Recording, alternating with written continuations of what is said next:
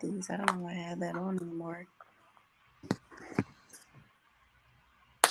All right, we live, everybody. Welcome to another episode of the DTI Takeover Show here on Total Praise Radio. For those of you who are just tuning in, I am your host, Miss Kayla here, and I wanted to sit here and highlight these lovely young ladies I have with me today and their podcast, Inspired Living Podcast, Inspired Living Podcast is the name of their podcast, and I wanted to get into what it is they discuss. What is the purpose of their podcast? And I'm gonna let you all know. I have Chanel Johnson and Miss Cameron. Now is Munoz.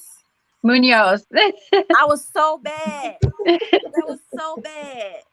But hi, ladies. How are you? We're doing good. Doing well. Yes. Doing Thank you so well. much for having us. Thank you. Yeah, we're excited to be here. Thank you.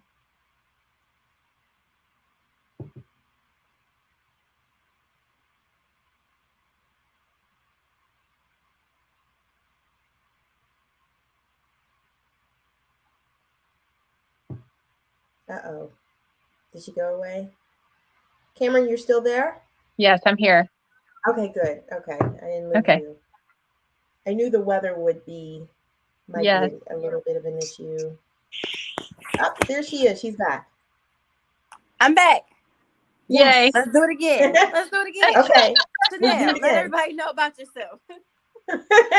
Hi, I'm Chanel Johnson, and I am part of the co-host of Living Inspired Podcast.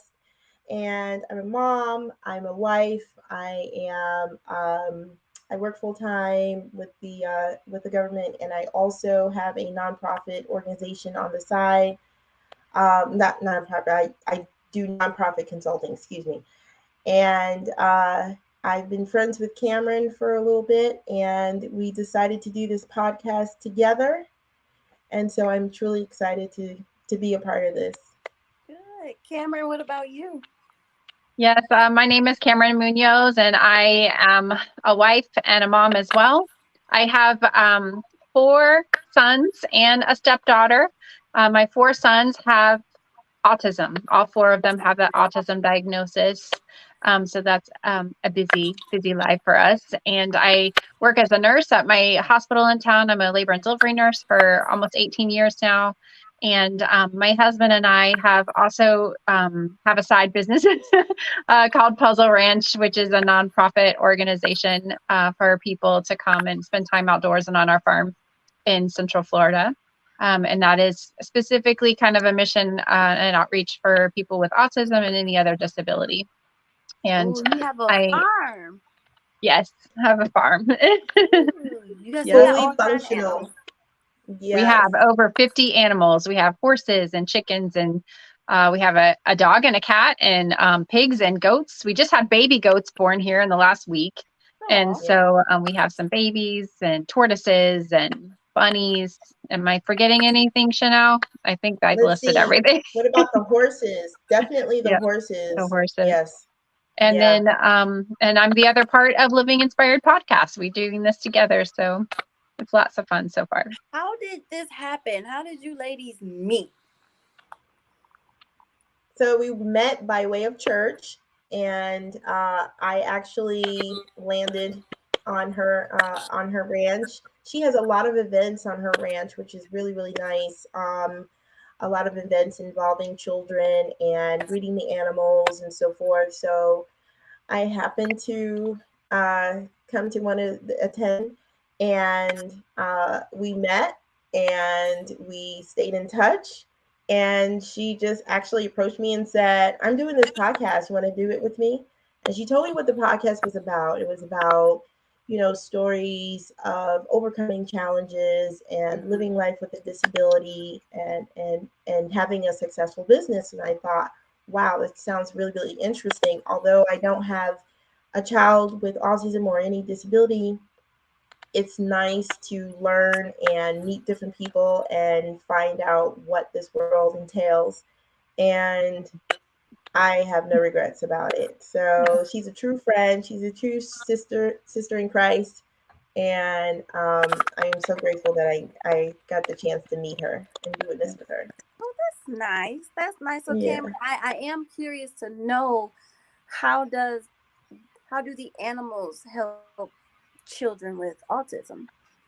So there's a lot of documentation out there, research and information about how therapeutic just animals are in general, period, for people, right? And then so um, for kids, or for not for kids, but for people with autism or any other kind of disability, even mental illness and PTSD, things like that, just interacting with an animal, the like unconditional, you know, interactions that you get, the love that you get, and the just the connection that you can share with the animals, I really think is therapeutic to a lot of people. What's also nice about autism, and I've heard some studies talk about how it's a great learning opportunity for people with autism that struggle with social connections, or with human interaction, it can be a little bit more complex, but with animals, they're not talking back to you, but you still have to observe their behavior, and Right. you still have to learn when it's safe and it's not safe, and different things. And it just lays a good groundwork for building some of those skills that can then be transferred to learning how to interact better with other people. Oh, that makes sense. That makes sense. So what made you, Cameron, do start Inspired Living podcast? So I have been having this thought come in my head for several years of like share your story kind of things, and from all kinds of different avenues I've been hearing that message. And I wasn't sure what, I wasn't sure when, I wasn't sure how, and just been praying about it for a long time, like, God, what would this look like? And so I kind of feel like he finally gave me a vision of like an avenue where I can talk a little bit and share a little bit of my story, but the focus is really on other people that have inspired me, number one, because there are some guests that we have on our podcast that where I read their story years ago, and I got inspired by what they're doing, and it helped us to form Puzzle Ranch. And so I get an opportunity to talk more with them, but also really just like share what other people are doing, share people's testimonies, and really get it out there. And what we have found so far in just a very short time that we've been doing this is just that people learn so much from just our conversations. And I'm in the autism world, so it's my everything, right? But there's still a lot of people out there that don't know a lot about it, don't know the lingo, haven't heard the terminology. And so I think it's great that Chanel and I are partnering together, as she kind of represents someone that is not in the world, but has the questions and can help answer those questions, ask those questions, and we can talk about the stuff like that. And then, I'm kind of in the thick of it, so it can bring other perspective to it. So I think we have a beautiful connection and a great thing going so far. Balance. So. You guys have a good balance. So Chanel, yes. So what were some of the things that you've learned? Oh my gosh, so much. I think one of the things that I will always take away are the stories that parents are, they are doing it. They're doing it every day. They are finding out what triggers that child, what makes that child happy. I found a new term, elopement. And that was from Autism Mom. We did a interview with Autism Mom and Courtney Truitt, and she has 2 autistic sons, and I had no idea. I had to stop, the questions and say, okay, what's elopement? Because Cameron knew and I didn't know. And elopement was a term I wasn't even familiar with. I had no idea that children just kind of leave their home, go wherever, and end up missing, and then the parent then has to be responsible and go and find that individual. So I had no idea also that there were so many people that were persevering and they were starting their business or nonprofit despite their disability. That to me is inspiring. That is so inspiring. I think about Cameron, I think about these individuals, and I say to myself, okay, stop complaining, keep going, pursue it, and never give up, because they never gave up and they don't have any excuses, to ever give up. So it's just truly inspiring.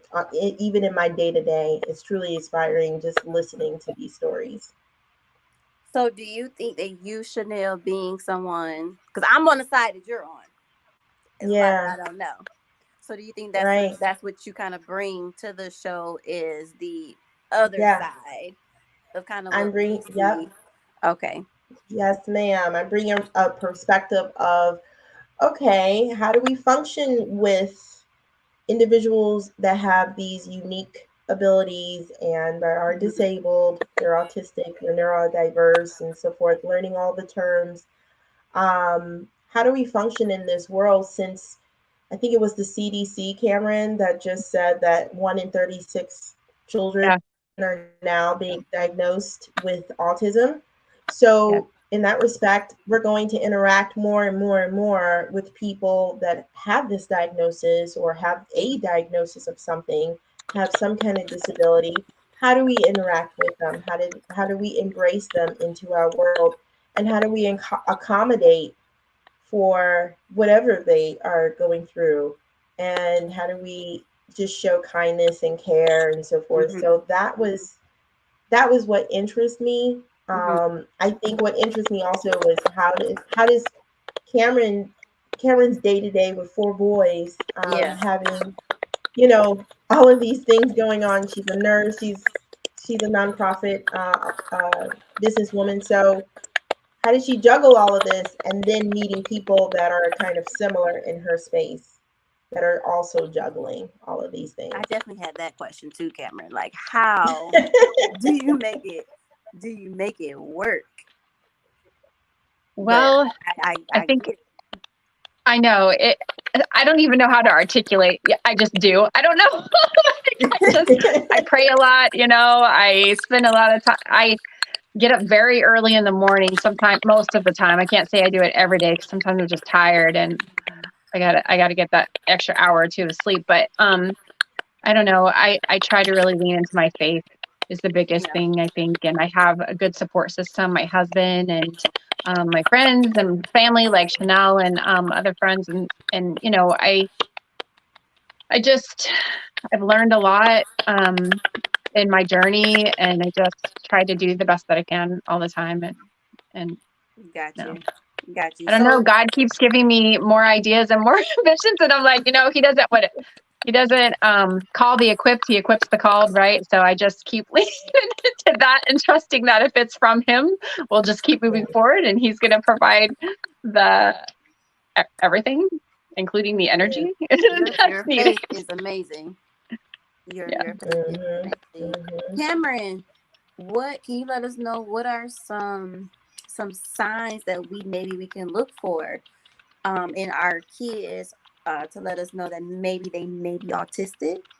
Are there So, certain things that you see that you notice behaviors that we yeah. can keep an eye out for? Yeah, there is some common behaviors that you can observe in your children. The difficult thing about autism is there's really not a clinical test or diagnostic criteria, and even there's maybe a list of like 5 or 6 behavior signs that you're going to look for, but one person with autism may not actually exhibit all of those behaviors. Mm-hmm. So there's a few things that they're looking at to see if they overlap and to give you the diagnosis. So some of the behaviors is avoiding eye contact.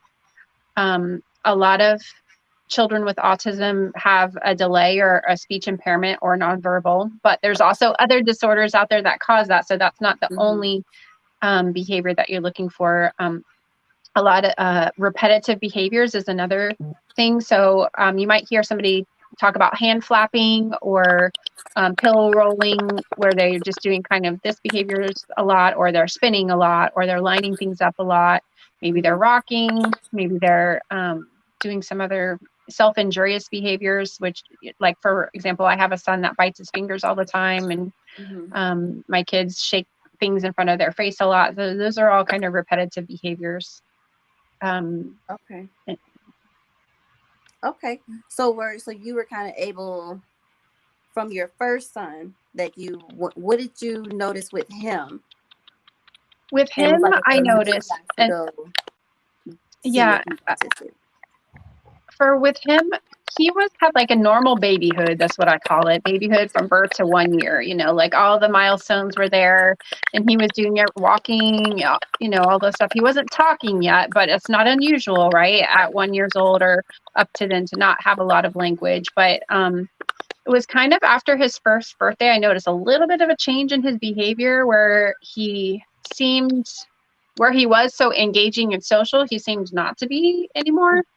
And, he wouldn't mimic, if you say hi or, or point, show me, those kinds of things, those pointing behaviors wasn't really there. He wasn't talking. And then he seemed, what I thought at the time was like stranger danger, where he wasn't engaging at all with other people. Like he would engage with me and his father, but that was really the extent of it. So, but I wasn't sure what that meant. And, it was my first child. So I had all kinds of people telling me, boys talk later, it's okay, just watch it. And that is true. At 1 year old, you can't really give a true diagnosis. I think they're starting to screen now at 18 months.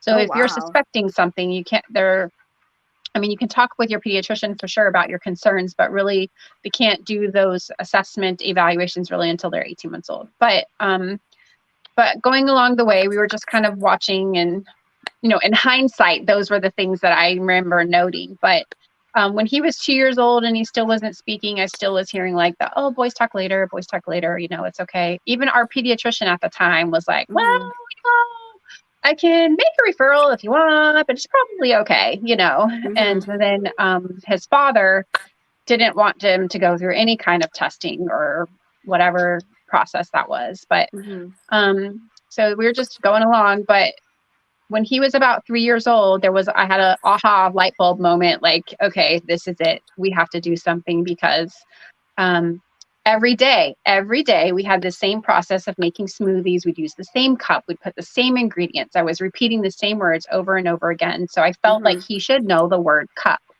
Yeah. And so I made him a smoothie, put him down on the ground, turned around to clean up, and turned back, and his cup was missing. And so I was like, mom panic. Oh no, it's on the floor somewhere. It's pouring out. I'm going to have a big mess. Alex, where's your cup? And he didn't respond to me at all. Alex, where's your cup? Your cup, the little thing that you're drinking, the cup, where's the cup? Yeah. And he wasn't responding. I could see from the look in his eyes, he didn't know what I was talking about. He could see I was getting upset because I was asking, why aren't you responding to me? Where's your cup? And, but I could see that he had like that deer in the headlights look, didn't know what I was talking about. Okay.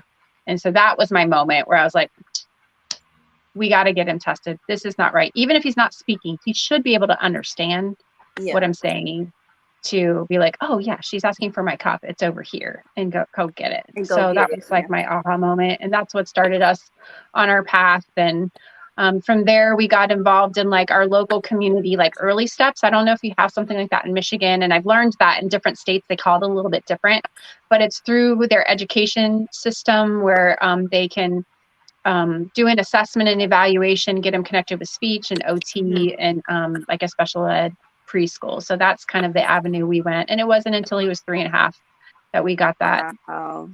But so you said now they're able to test as what, at 18 months? Yeah, they start screening. And I think it's now nationwide. Every pediatrician is equipped with like a screening tool, and that they start doing at 18 months, which was very different 15 years ago when I had my oldest. So you say? No, I don't know. I'm sorry. Okay. So now you have this podcast, you have this platform where you are educating other people and sharing other people's stories. So what's next? Where do you see your podcast going from here? Both of you. Chanel, you can answer that. Yeah. Okay. Yeah, sure. I definitely have encouraged her to write a book. I would love to write a book one day, even highlighting the experience of this, maybe a blog, maybe a newsletter. I think that, within 3 years or so, I would really love this podcast to inspire other people. And maybe even, I saw the other day that you can create channels on on platforms, and even a channel that would be, you know, inspirational stories or something like that, where we would easily find other inspirational stories and inspirational podcasts. So I think that's my, so far. We'll see. I We'll love see it. what else we can add to that. Yeah, right. What about you, And Cameron? um, you know, what I love about Chanel is she's got great vision, and I'm just like, I'm just here to share stories. So I don't know beyond that. but yes, the idea of writing, and I love working with Chanel because of her knowledge and just perspective and everything. We just connect really well. So like even writing the blog, sharing things with her, we would take turns writing. I like that idea for us writing together with this as kind of like an offshoot from the podcast, and that's as far as I You got it. can think That's of. okay. Do you have any other type of events or anything coming up on your farm? Yes, we actually have our Autism Awareness Festival coming up at the end of this month on April 29th. And so that's going to be a big fun thing. We'll have live music. We have pony rides and the bounce house and the petting farm and gemstone mining and all kinds of fun things, and local vendors and local resources for Okay. small businesses that will have their goods here, but also local resources for people to get connected to for autism or any other disability that they're dealing with. So That's good. That's good. So how can how can people tune in to the podcast? So we Chanel. are on, our podcast is run through Anchor, so Okay. which is connected to Spotify. So you can certainly find us on Spotify, Apple Podcast and Google Podcast, and Pocket Casts is we are on. You can also find us on Facebook and social media, and every time we release an episode, we'll be putting the link up there as well. Awesome. What are your social media handles? On Instagram and Facebook, it's Living Inspired Podcast. Pretty straightforward. Straightforward, simple. I love it. I love it. Thank you, ladies, for being a guest on our show. I'm glad we were able to connect finally. Yes. Yes. It's been a pleasure. We learned something. I hope all of our listeners out there learned a little bit. And if you wanted to learn more, educate yourself a little bit more about autism or any other disabilities that are out there, I encourage you guys to tune into Inspired Living Podcast. Make sure you guys continue to follow Total Praise Radio by going to our Facebook page, Total Praise Radio. Join the group, Total Praise Radio group on Facebook as well. To listen to the station, go to www.totalentradio.com and hit the Total Praise Radio button. Until next time, everybody, I am your host, Miss Kayla, and we are signing out. Peace.